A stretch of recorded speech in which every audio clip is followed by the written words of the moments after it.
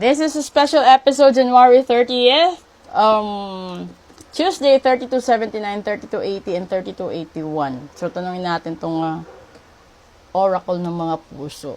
Ano ba yung meron sa Valentine's Day? Wow! Ito na tayo, 15 days to go. Pero bago yung Valentine's Day, sa gustong magparitual, no? Bago pa matamaan ng Candelaria at saka First Friday, sa Friday na ito, ay, habol na kayo. Okay. First message, Cupid. Aba. Second message, dreams. And the third one, power. Ay, Diyos ko. Ba't may ganon? Okay. So, ibig sabihin, yung iba sa inyo, tinamaan talaga ni Cupido. Diba? Love is in the air. At nagkataon, ito yung pinapangarap niyong tao.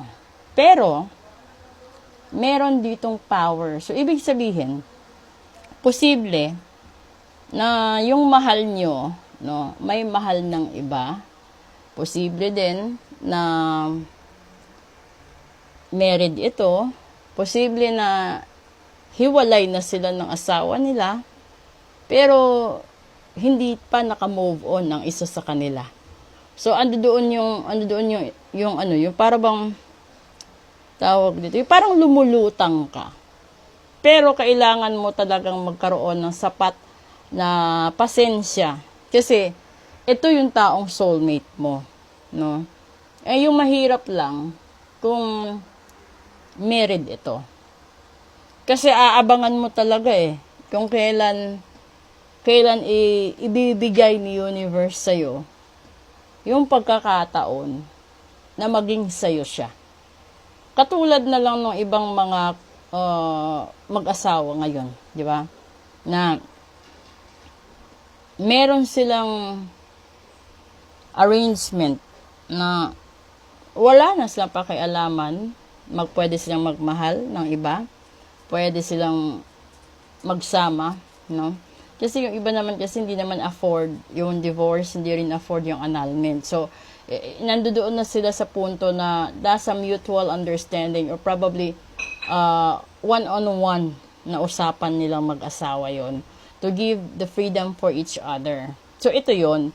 So, kung ikaw yung nasa punto na natagpuan mo yung tao na mahal mo, mahal ka din, kaso may asawa siya, yung gagawin mo dyan, wala kang pipilitin na pagkakataon. Pagbigyan mo si universe at saka si God na dumiskarte para sa'yo. Habang hinihintay mo yung panahon na matatagpuan mo tong tao na maging the one mo or ito yung destiny mo, yung gagawin mo dyan is gawin mo yung natural routine mo sa buhay. Wala kang gagawing pagbabago dyan. Yung para bang ano lang siya, yung parang naghihintay ka. Pero, sige-sige ang buhay. Kasi, ito yun is just one side of your life. O parang kapag nasa, pag nasa cake siya, parang isang slice lang yung love. Hindi naman lahat ng aspeto ng buhay mo is just all about love. So if you want to catch with this person na maging sayo talaga, abangan mo na lang kung kailan siya mapapasayo. No? Pero wag mong yung sarili mo, wag mong wag mong pagdamutan yung sarili mo magmahal ng ibang tao. Kasi unfair na iintayin mo siya habang nag-i-enjoy siya tapos ikaw nalulungkot, 'di ba? So, yun na nga 'di ba sinasabi lagi na kapag kumpara siya sa'yo kahit ilang taon, ilang dekada, babalik yan at magiging sa'yo. Pero don't lose hope. While waiting, move on sa buhay. You have to reach the other side of your dreams, your targets, your goals. And then you have to be the power of your own self. Huwag kang maging dependent sa ibang tao para tulungan ka. Kasi darating ang panahon, ikaw na lang mag-isa. Yung wala kang sasandalan, wala kang hihingan ng tulong. Kasi kung may tao man sa paligid mo, nakakahiya, lagi kang mang-iistorbo. Nakakahiya, lagi kang nang hihingi, di ba? So, you have to save for yourself, no? Kailangan talaga.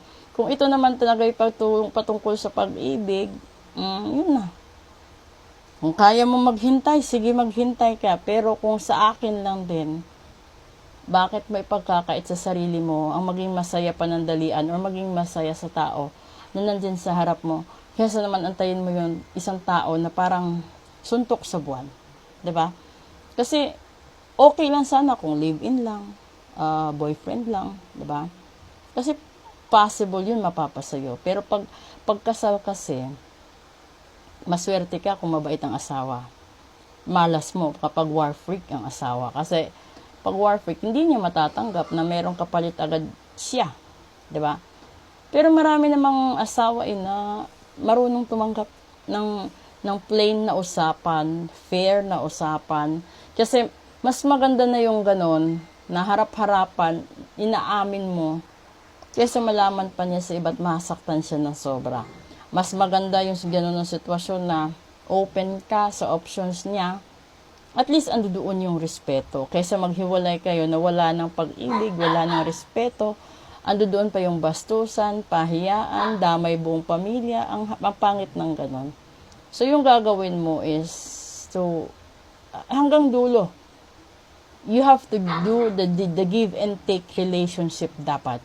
Huwag kang yung iba kasi kapag hiniwalayan sila, pinupush nila sa ibang tao na wala silang kasalanan. They're trying to defend themselves na ay wala akong ginagawang masama. Siya itong may third party. Siya itong hindi nagbibigay ng pera. Siya itong kulang, hindi sapat yung pera. Siya itong yung mga gano'n na style. Pero huwag kang pa-victim kasi yung taong umalis, hindi aalis yun kung wala siyang nakitang mali sa tagal ng pagsasama ninyo. Hindi rin siya magkakaroon ng third party kung naging sapat ka sa kanya. So, sorry to say doon talaga sa mga tao na nakaranas na yung kasama nila is may third party.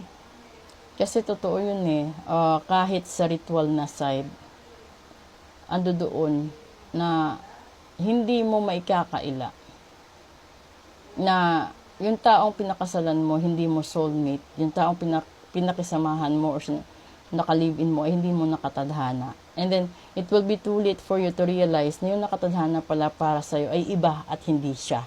So, noong time na nagtagpo na kayo ng taong tinadhana sa'yo, para kang na-trap doon sa sitwasyon mo currently. Lalong-lalo na kung kasal ka, di ba? Pero, the time will find its option. Kung kayo talaga yung destiny, gagawa ng paraan yung panahon. So, this is the power of the universe that everybody cannot hold on or hang on to. Diba? Sasabihin tawag nun. Yung kanta, basta yung kanta, diba, tatawirin lahat ng bukid, susungkitin lahat ng bituin. Hay, nako ng mga idiomatic expressions na yan. Basta, sa lahat ng magkaroon ng date this coming February 14, 15, 16, konting ingat, lalong-lalo na po sa mga babae kasi hindi nyo alam kung yung dinidate nyo is merong karelasyon. Diba? Hindi naman yan madedeny. So, you have to you have to put yourself into that person's shoes para ma-absorb mo din. Kasi kung sa'yo din gagawin yan, hindi ka rin magiging masaya. Pero doon naman sa mga taong ipinagpalit sa third party, huwag na kayong bitter.